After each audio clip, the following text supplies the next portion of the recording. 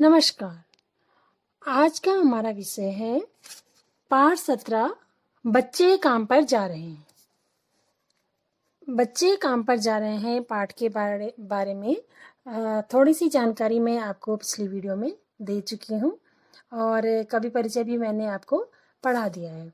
तो चलिए आज पढ़ते हैं पाठ। ये कविता है और इस कविता के माध्यम से उन बच्चों की स्थिति के बारे में बात की गई है जो अपनी पढ़ाई लिखाई छोड़ देते हैं और उन्हें काम पर जाना पड़ता है। तो चलिए पढ़ते हैं कविता। कोहरे से ढकी सड़क पर बच्चे काम पर जा रहे हैं। सुबह सुबह बच्चे काम पर जा रहे हैं। हमारे समय की सबसे भयानक पंक्ति है यह। भयानक है, इसे विवरण की तरह लिखा जाना चाहिए, इसे सवाल की तरह। काम पर क्यों जा रहे हैं बच्चे? तो चलिए जान लेते हैं पहले इतनी पंक्तियों का भावार्थ। कवि कहता है कि सुबह का समय है और सड़कों पर गहरा कोहरा छाया हुआ है। जैसे अब ये सर्दियों का समय होता है जब गहरा कोहरा छाया होता है सुबह के समय, है ना। ऐसी भीषण ठंड में भी कुछ विवश बच्चे हैं जिन्हें रोजी रोटी कमाने के लिए काम पर जाना पड़ता है। इतनी ठंड में जबकि बच्चे अक्सर कंबल के अंदर, बिस्तरों के अंदर सोए होते हैं, उस समय उन बदनसीब बच्चों को काम पर जाना होता है रोजी रोटी कमाने के लिए। होना तो यह चाहिए था कि वे बच्चे ठंड से बचने के लिए घरों में खेलते कूदते और मस्ती करते, है ना, लेकिन ऐसा नहीं होता, उन्हें ठंड में बाहर निकलना पड़ता है। कवि कहता है कि कवि कहता है कि जो हमारा ये युग है, जिस युग में हम जी रहे हैं, इस युग की सबसे भयानक स्थिति है यह कि बच्चों को आराम की जगह काम करना पड़ रहा है। और इससे भी अधिक भयानक बात यह है कि इस समस्या को सामान्य विवरण या वर्णन की तरह कहा जा रहा है। इसको गंभीरता से नहीं लिया जा रहा है कि बच्चों का बचपन खत्म हो रहा है, किसी का इस ओर ध्यान ही नहीं है। इसे कहकर किसी को क्रोध नहीं आता और सुनकर ग्लानि भी नहीं होती। इसे एक सामान्य बात कहकर टाला जा रहा है कि वास्तव में इस समस्या को एक गहरे प्रश्न की तरह प्रस्तुत किया जाना चाहिए। यह जानने का प्रयत्न करना चाहिए कि आखिर ये बच्चे पढ़ाई लिखाई या खेल कूद की दुनिया से दूर रहकर पेट पालने की चिंता में क्यों लीन है ना। इन बच्चों की तो ये पढ़ाई लिखाई करने की उम्र है, खेलने कूदने की उम्र है। इस उम्र में ये बच्चे इन सारी चीजों से दूर क्यों हैं और इन्हें अपने पेट पालने की चिंता क्यों है? इस पर किसी ने प्रश्न ही नहीं किया, इसके बारे में किसी ने गहराई से सोचा ही नहीं। कवि ने बच्चों द्वारा मजदूरी करने की इस व्यवस्था को अपने युग की सबसे भयानक समस्या कहा है। इसके अनुसार कि हर बच्चे को बचपन में खेलने कूदने और पढ़ने लिखने का अवसर मिलना चाहिए। इसको एक सामान्य सी बात मान लिया, एक रूटीन जीवन की बात मान लिया। लेखक इस बात को बहुत भयानक मानता है कि लोग बाल मजदूरी की समस्या सुनकर चौंकते नहीं हैं, चिंतित नहीं होते। वे इसे सामान्य सी बात कहकर नजरों से ओझल कर देते हैं। कवि के हृदय में इन बच्चों के लिए बहुत पीड़ा है। बालकों का मजदूरी करने को मजबूर होना ये और भी भयानक स्थिति है।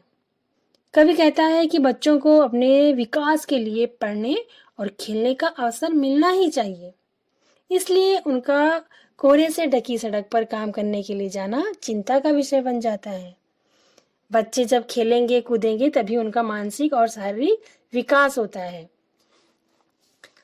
तो चलिए पढ़ते हैं आगे की पंक्तियां। क्या अंतरिक्ष में गिर गई हैं सारी गेंदें? क्या दीमकों ने खा लिया है सारी रंग बिरंगी किताबों को? क्या काले पहाड़ के नीचे दब गए हैं सारे खिलौने? क्या किसी भूकंप में ढह गई है सारे मदरसों की इमारतें? क्या सारे मैदान, सारे बगीचे और घरों के आंगन खत्म हो गए हैं एकाएक? आखिर ऐसी कौन सी बात है? क्या रीजन है, क्या कारण है? इन बच्चों के हाथों में किताबें नहीं हैं, इन बच्चों के हाथों में खिलौने नहीं हैं। कभी बाल मजदूरों को गहरी धुंध में काम पर जाता देखकर प्रश्न पूछ रहा है, ये बच्चे काम पर क्यों जा रहे हैं? क्या इनके खेलने के लिए गेंदें अब नहीं रही? क्या सारी की सारी गेंदें आकाश में गिर गई हैं? क्या इनके लिए रंगीन किताबें नष्ट हो गई हैं? क्या उन्हें दीमकें खा गई हैं? और क्या इनके लिए खिलौने समाप्त हो गए हैं? वे किस काले पहाड़ के नीचे दबकर नष्ट हो गए हैं? क्या इनके लिए विद्यालय नहीं रहे? क्या विद्यालय किसी भूचाल की चपेट में आकर नष्ट हो गए हैं? इनके खेलने के लिए खुले मैदान होने चाहिए, बाग बगीचे होने चाहिए और घरों के खुले आंगन होने चाहिए। ये सब के सब कहाँ नष्ट हो गए हैं? ये सारी चीजें जो छोटे बच्चों को चाहिए वो सब कहाँ चली गई हैं? कहाँ नष्ट हो गई हैं? इस पृथ्वी लोक से नष्ट हो गई हैं ऐसा प्रतीत होता है, क्योंकि बच्चों को ये सारी चीजें जो मिलनी चाहिए वो नहीं मिल रही हैं। जो कवि है वो गेंदों के खत्म होने का प्रश्न उठाकर कहता है कि बाल मजदूरों की अभी खेलने की आयु है, इन्हें अभी से कामकाज में नहीं डालना चाहिए। वह समाज को इस चिंता से परिचित कराना चाहता है कि बच्चों को उनका सहज बचपन लौटाया जाना चाहिए। कवि की हताशा और निराशा का कारण है बच्चों का मन मारकर बाल मजदूरी करना। कौन बच्चा सुबह की ठंड में उठना चाहेगा? कौन बच्चा काम करना चाहेगा? है ना, सब बच्चों को खेलना कूदना और मस्ती करना अच्छा लगता है, लेकिन उन बच्चों की दशा तो देखो, वो कितने मजबूर हैं। इसलिए वह हताशा में गेंदे, रंगीन पुस्तकें, खिलौने मदरसों, मैदानों और बगीचों पर झल्लाता है। रंगीन किताबें, गेंदे, खिलौने, मदरसे, मैदान, बगीचे, आंगन इसलिए चाहता है ताकि नन्हे बच्चे खेल कूद सके और निश्चिंत जीवन जी सकें। काले पहाड़ शोषण की व्यवस्था को संबंधित है, यानी कि इन बच्चों का कितना शोषण हो रहा है, इनके बचपन का कितना शोषण हो रहा है। तो हम इनसे भविष्य में क्या उम्मीद कर सकते हैं जिनका बचपन ही अंधकार में है। तो ये बहुत बड़ी गंभीर समस्या है बाल श्रम की। अगली पंक्तियां पढ़ते हैं।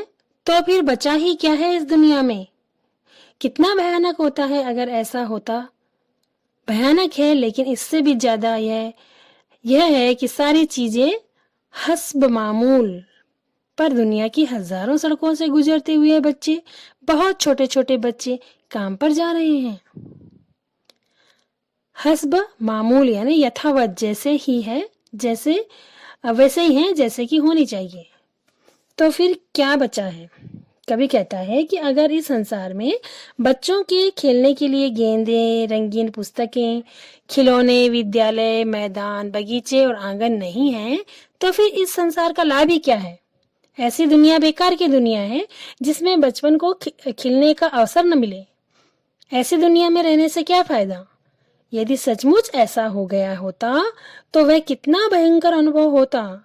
सोचिए, जरा सोचिए, अगर ऐसा होता, है ना, किताबें नहीं होती, खिलौने नहीं होते, एक बच्चे के मन से आप सोचने की कोशिश कीजिए, विद्यालय नहीं होते, आंगन नहीं होते, बाग बगीचे नहीं होते, तो कितना भयानक होता बच्चों के लिए। परंतु सच तो यह है कि ये सारी चीजें संसार में उपलब्ध हैं और फिर भी देश के बच्चे इनसे वंचित हैं।